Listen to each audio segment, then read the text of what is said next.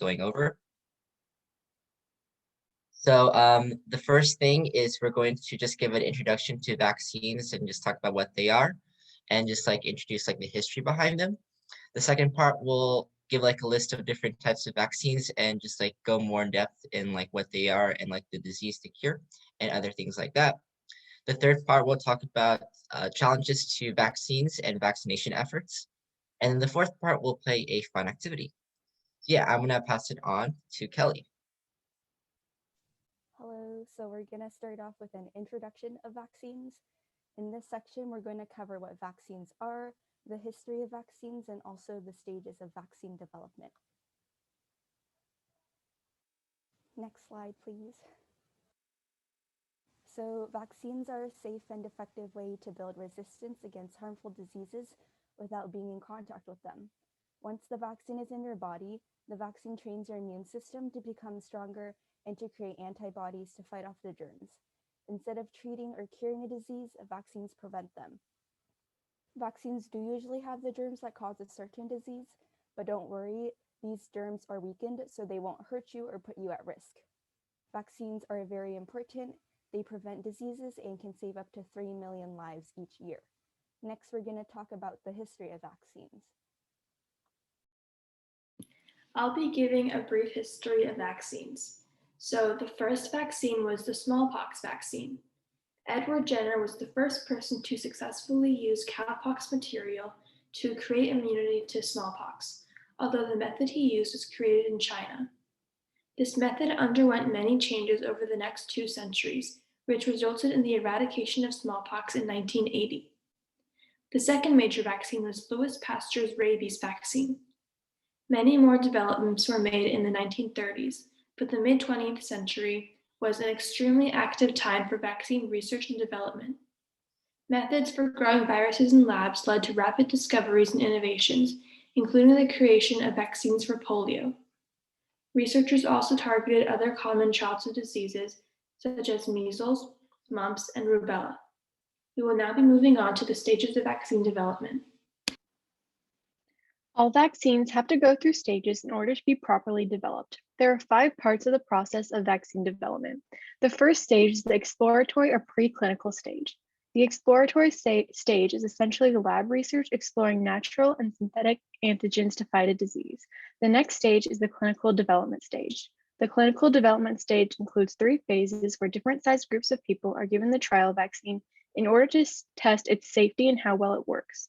After the clinical development phase is the regulatory review and approval stage. This stage includes submitting a biologics license application to the FDA, which is the Food and Drug Administration. If the vaccine is approved by the FDA, it moves on to the manufacturing stage.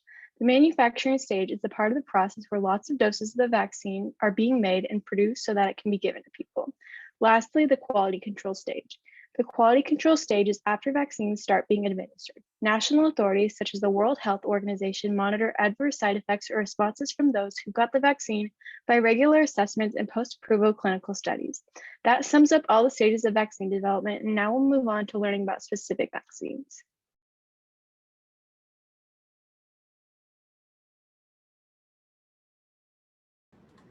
Here are a list of vaccines that you should know. Some of you may have heard about the COVID-19 vaccine or the flu vaccine, and some that are named by weird mumbo-jumbo letters like Tdap and HPV vaccines. Now here are a list of vaccines you should know. Next slide, please.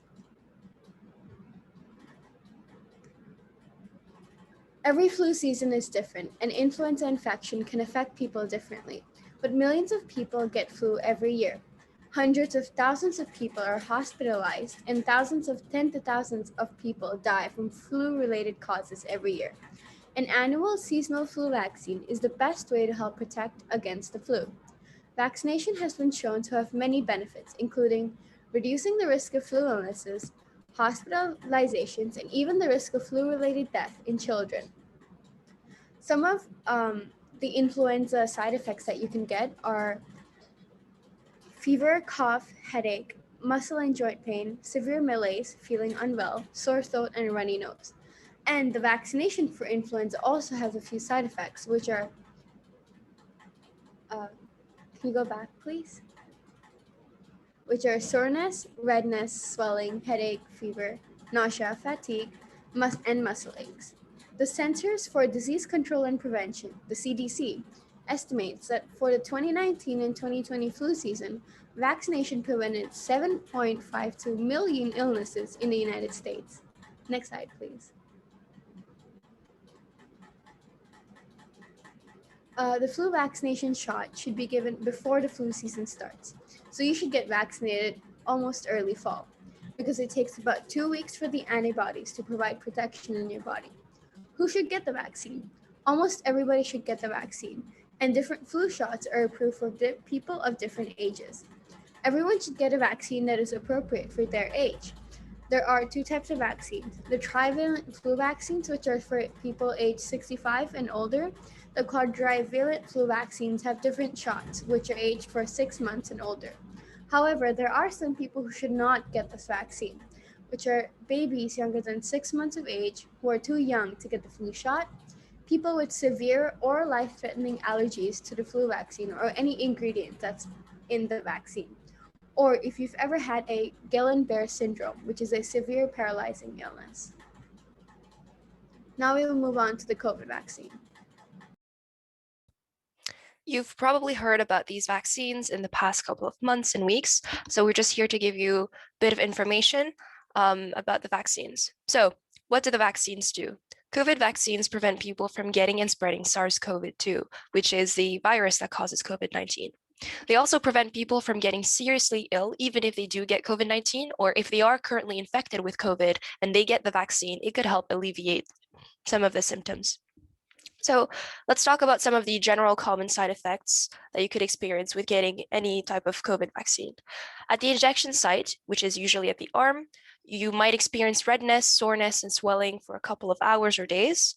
And then you would also experience overall flu-like symptoms for a couple of days as well. That include chills, fatigue, joint pain, headache, mild fever, and muscle aches. Next slide. So who should not get it? According to Yale Health, if you have anaphylactic reactions, which are severe allergic reactions to polyethylene glycol, PEG, you should not get an mRNA vaccine like Pfizer or Moderna because that's one of the ingredients that make up the vaccines. You should instead ask your healthcare provider if you could get the Johnson & Johnson Janssen vaccine. Inversely, if you are allergic to polysorbate, you should not get J&J because that's one of the ingredients on the ingredient list, and instead you could ask for an mRNA vaccine. In addition, if you have a suppressed immune system or if you have an autoimmune disease, it is generally recommended that you do get a vaccine, some kind of vaccine, because you are one of the people at most risk, but that can vary. So you should consult with your healthcare provider for the best course of action. Next slide. So now who should be getting it? According to CDC, Pfizer BioNTech is now approved for people 12 years and older. So if you're in high school right now or middle school, it's encouraged that you do get the vaccine. And then Moderna and Johnson & Johnson Janssen are for people who are 18 years older. An important note, if you've already had COVID-19, you should still get the vaccine. Normally, for general diseases, if you do get a disease, your body builds up antibodies after you get infected. But because COVID is such a new disease, we don't really know, we don't have a way to test the efficacy of the antibodies built after COVID. So there is still a chance that you might get infected again. So don't risk it, and you should probably get the vaccine again. So for the vaccine schedule, for Pfizer, you're going to need 2 shots, and they're going to be given 3 weeks apart. For Moderna, similarly, you're going to need 2 shots, but they're going to be given 4 weeks apart. And then for J&J, you only need 1 shot. You're fully vaccinated 2 weeks after your last shot.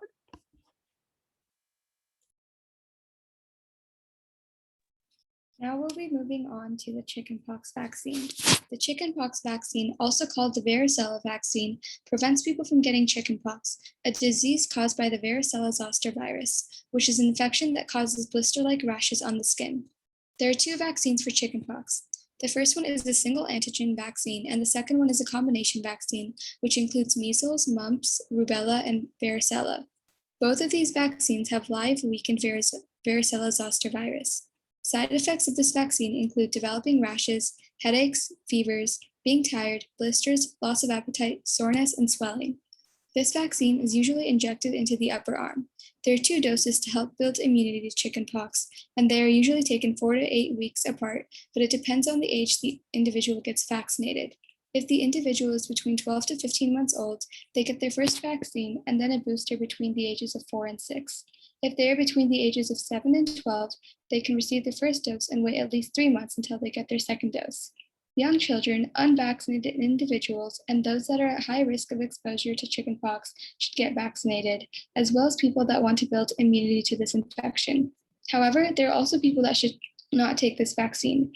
These people consist of those that are pregnant, have a weakened immune system, and are allergic to any ingredients in this vaccine, as well as people who have cancer or are receiving treatment for it. That was all for the chickenpox vaccine. We will now be moving on to the MMR vaccine.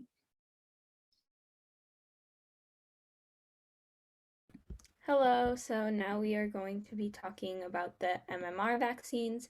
MMR vaccines fight against measles, mumps, and rubella. It's a live vaccine, which means a weaker version of the disease is being injected into your body. This is done so that your body can learn to fight against it, so in the case that you do get the disease, it knows how to. The vaccine is injected into the thigh of little kids, which is when everyone usually gets it in the US, but if you're getting it when you're older, then it would be in the upper arm. The vaccine comes in 2 doses, so one when someone is usually 12 months old and one when they are 3 years and 4 months old. So it's around 28 months apart. But you are allowed to get the second dose only 28 days after the first. This is just what the CDC recommends. The MMR vaccine has been the safest way to protect yourself since 1988. Now, because it is a weaker version of the disease being injected into your body, some people may experience side effects, which is totally normal and okay. These will include a rash or swelling on the neck or a face area. The only people who shouldn't take the MMR vaccine are people who are pregnant, people who are immunosuppressed, which means that their body isn't as strong as other bodies in terms of fighting off diseases. Also, if you have reactions to certain chemicals, then you shouldn't take the vaccine. So this is something you want to discuss with your doctor beforehand. And now we will be going on to hepatitis. So there's 2 hepatitis vaccines. The first one, A, prevents hepatitis A. It's given in 2 doses, injected into the muscle, and is usually given after a baby turns 1 year old, and can get the second shot after 6 months. Some side effects for this would be swelling, low fever, headache, and nausea. Everyone should get this vaccine unless you have severe allergies to hepatitis if you're ill or if you're currently pregnant. The next vaccine is hepatitis B vaccine, which basically prevents severe liver disease if you get hepatitis B. It comes in 3 shots for children and babies, the first one starting within 24 hours of being born. If you are an adult, then you can get it in 2 shots. Some symptoms are dizziness, headaches, and fatigue. Do not get the vaccine if you have had hypersensitivity to yeast or if you are currently ill. Remember to always talk to your doctor beforehand if you have any questions. Now on to Ashley's slides. So the next vaccine is Tdap, and the name of this vaccine stands for the 3 diseases it prevents: T for tetanus, D for diphtheria, and P for pertussis. Tetanus is the painful stiffening of muscles, which could lead to other painful health conditions, as it causes trouble breathing and trouble eating, and this could lead to death. Diphtheria is a serious infection caused by a strain of bacteria, which causes difficulty breathing, heart failure, paralysis, or even death. Pertussis, which is more commonly known as whooping cough, is uncontrollable coughing, which makes it hard to breathe, eat, and drink. This disease could lead to pneumonia, convulsions, brain damage, and even death in children. In adults and teens, it leads to weight loss of bladder control, passing out, and rib fractures due to the coughing. This vaccine can be received by children 7 years or older. The most preferred age is 11 to 12 years. Pregnant women are required to take this vaccine in order to prevent pertussis in their unborn babies, as newborns and infants are at risk for life-threatening complications related to whooping cough. Adults who haven't received Tdap should receive it and get a booster shot once every 10 years. Another thing to note is that this vaccine can be prescribed along with other vaccines. Some of the side effects include pain, redness, and swelling at the injection site. Mild fever, nausea, fatigue, diarrhea, and stomach ache are also common side effects. If there are any other serious side effects, contact your healthcare provider or call 911 immediately. Before taking the vaccine, the patient must inform the vaccine provider if they have had any allergic reaction to a vaccine which prevents tetanus, diphtheria, or pertussis in the past, or have any severe or life-threatening allergies. They should also let them know if they've had a coma or had decreased consciousness or prolonged seizures within 7 days after receiving a previous dose. Having seizures or any other problem with the nervous system should be informed as well. And if they've ever had Guillain-Barré syndrome, they should inform the vaccine provider. And if they had severe swelling or pain after they received a vaccine that prevents the same diseases, they should inform the vaccine provider. Next, we will move on to the HPV vaccine.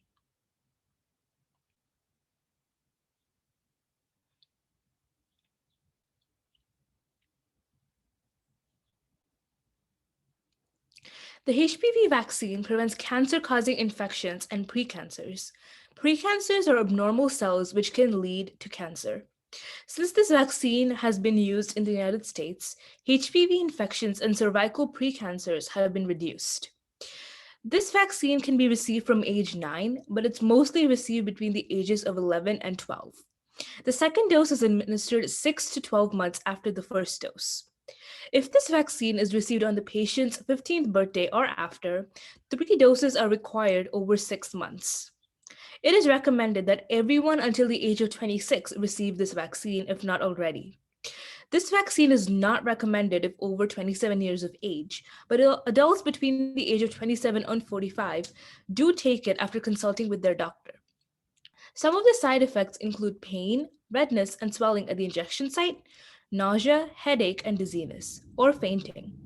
These are all common side effects, and even though fainting is serious, it is actually very common in adolescents who receive this vaccine.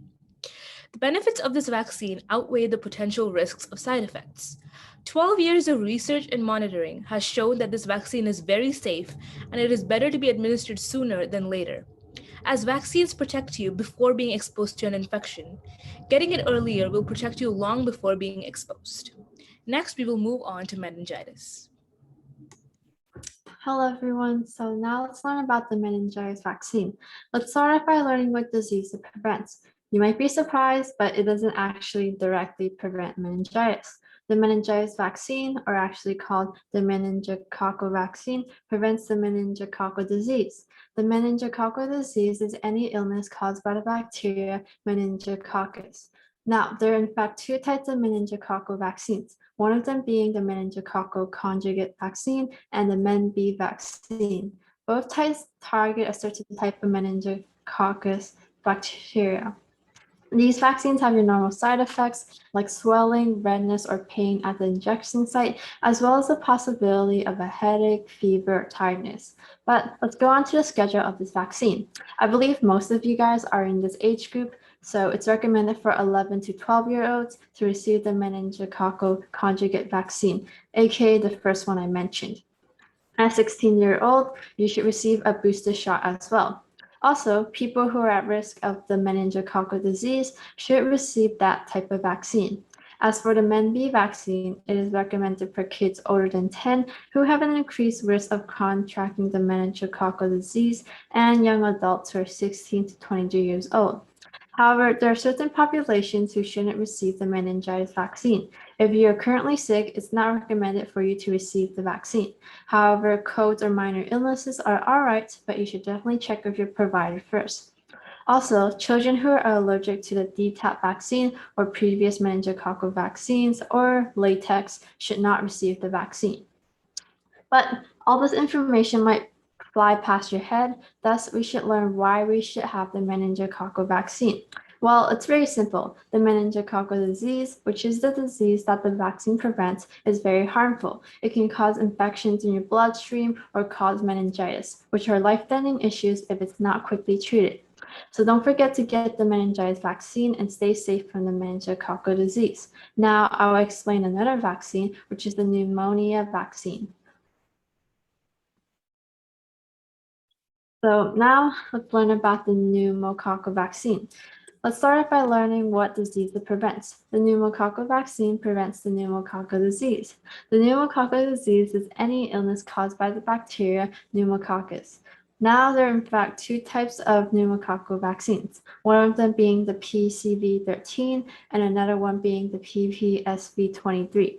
The numbers in the names tell us how many types of pneumococcal bacteria it can fight. These vaccines have your normal side effects like swelling, redness, or pain at the injection site, as well as a possibility of a fever, loss of appetite, fussiness, headache, or tiredness. But let's go on to the schedule of this vaccine. I believe most of you guys are not in this group, but it's recommended for children under 2 to receive the PCV13 vaccine, specifically the PCV13 vaccine. As for the PPSV23 vaccine, it's recommended for adults older than 65, people 2 to 64 years old with certain medical conditions, and adults 19 to 64 years old who smoke cigarettes. However, there are certain populations who shouldn't receive the pneumococcal vaccine. If you are currently sick, it's not recommended for you to take the vaccine. However, colds or minor illnesses are all right, but you should definitely check with your doctor first. Also, children who are allergic to the Tdap vaccine or have an allergic reaction to the pneumococcal vaccine should not receive the vaccine. But let's end this slide with a short fun fact. Did you know the first pneumococcal vaccine was licensed in the 2000 and it only fought against 7 types of pneumococcal bacteria? I don't think even most of us were born back then. We've come a long way for the pneumococcal vaccines. So don't forget to get the pneumococcal vaccine and stay safe from the pneumococcal disease. Now we'll move on to the shingles vaccine. We will now be talking about the shingles vaccine. The shingles vaccine prevents shingles and postherpetic neuralgia, which affect nerve fibers and the skin, as well as cause painful rashes as well as blisters.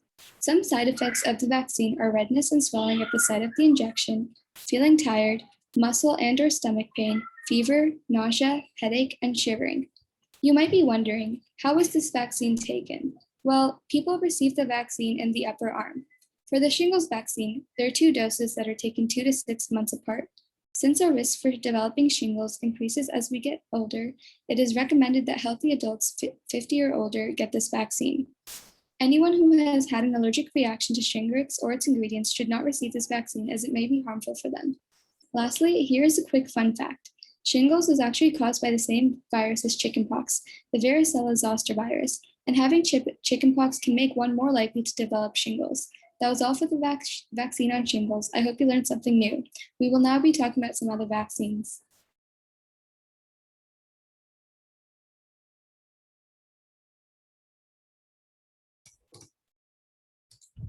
We'll now move on to other vaccines.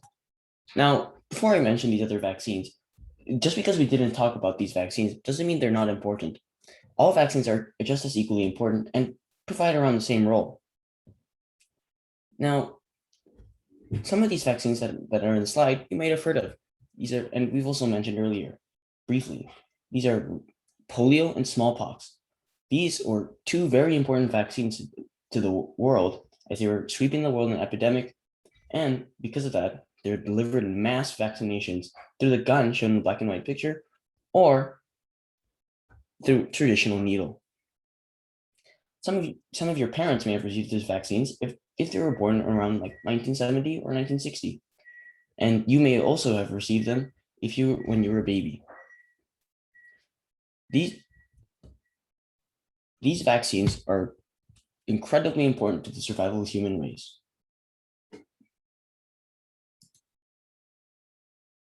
Now, the vaccines we just described are an awesome way to gain immunity to any disease, but there are many flaws to vaccines which can provide large challenges.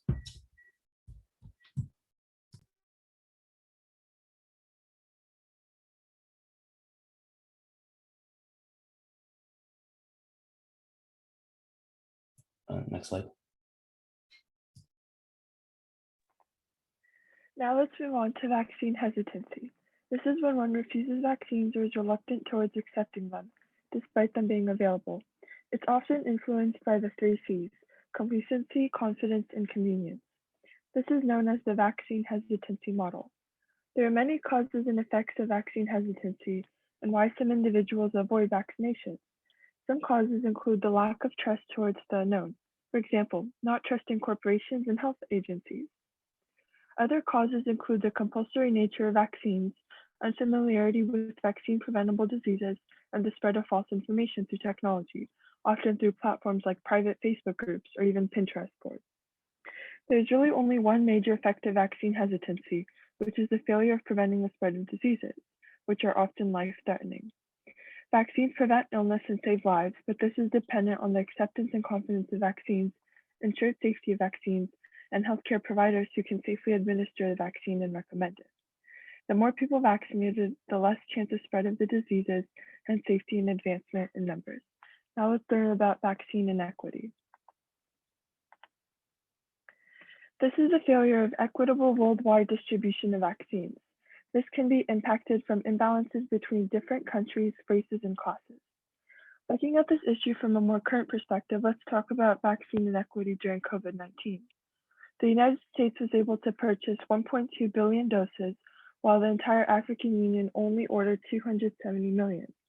While the United States was able to provide each person with more than 3 doses, the African Union can barely provide 1 dose for only 20% of its population. Because of income or power imbalance between countries, different countries pushing to get first access on vaccinations can lead to catastrophic moral failure worldwide. Income is also a major issue in this. Wealthier individuals often get priority access to vaccines, just like wealthier countries can hoard vaccines for their citizens. There is a huge importance towards limiting vaccine inequity because by reaching high vaccination rates across communities and individuals, it's crucial in achieving broader population immunity through a vaccine. As said in Global Citizen, which is an international education advocacy organization, no one is safe until everyone is safe. All right, so now that we're getting close to the end of the presentation, we'll now play a fun activity called Fact or Fiction. The rules are simple. I'll say a statement regarding vaccines, and all of you will type true or the letter T if you think it's true, and false or the letter F if you think it's false into the chat. So let's get started. So the first statement is vaccines can cause autism. Do you guys think it's true or false? All right, I'm seeing mostly Fs, and you guys are definitely correct. So the statement is false. This false claim originated from an infamous study published by British surgeon Andrew Wakefield in 1997. The study concluded that the MMR vaccine increased the risk of autism in children. However, other scientists and subsequent similar studies have discredited Wakefield's theory, leading to the paper being redacted from medical journals. So yeah, the statement is false. Second statement, vaccines have helped eradicate certain diseases. Is it true or false? All right, you guys are on the money. The answer is true. So yes, some diseases that have been eradicated include polio, smallpox, and measles. If a large portion of the population becomes immune to a disease through vaccination, it makes it harder for that disease to spread from person to person, which is called herd immunity, which you might have been hearing in the news recently. So yeah, now we're going to go to the third statement. Vaccines last a lifetime. Is it true or false?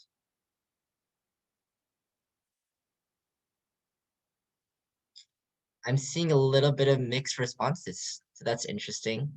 But I do see mostly false, and that is the correct answer. So yeah, the answer is false. So although some vaccines, such as smallpox, have been scientifically proven to provide lifetime immunity, other vaccines, such as the Tdap vaccine, require booster shots every 10 years since immunity sometimes fades over time. So yeah, the answer to this is false. We'll now move on to the fourth statement, which is vaccines can contain unsafe toxins. Is it true or false?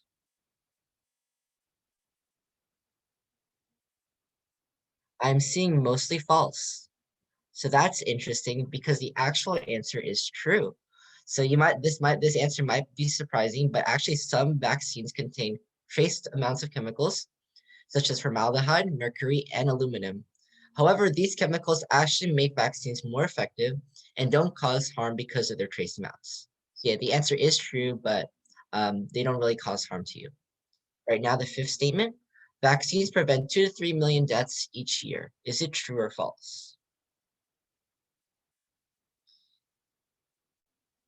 And you guys are on target because the answer is true. And then lastly, we'll go to the last statement. If I don't get a vaccine, it only affects my well-being. You guys think it's true or false? And you guys got this one also correct. Yeah, this one is false as well. With the idea of herd immunity, if the number of vaccinated people of a seemingly eradicated disease falls below a certain threshold, this eradicated disease can resurface and threaten many lives. So it's still important to be vaccinated from diseases such as smallpox, which the World Health Organization has characterized as eradicated, because we want to keep the number of vaccinated people above a certain threshold so we can continue to reach herd immunity for all diseases and keep everyone safe. All right, so this is pretty much the end of our presentation. Thank you so much for being attentive listeners. We'll now show our social media platforms. And so, yeah, be sure to, if you have Instagram, be sure to follow our Youth and Pre-Med account at Youth and Pre-Med, as well as our journals at The Weekly Med. And feel free to look at our website, which is youthandpremed.weebly.com. And if you have any questions or concerns, feel free to email us at youthandpremed@gmail.com. All right, so does anyone have any questions?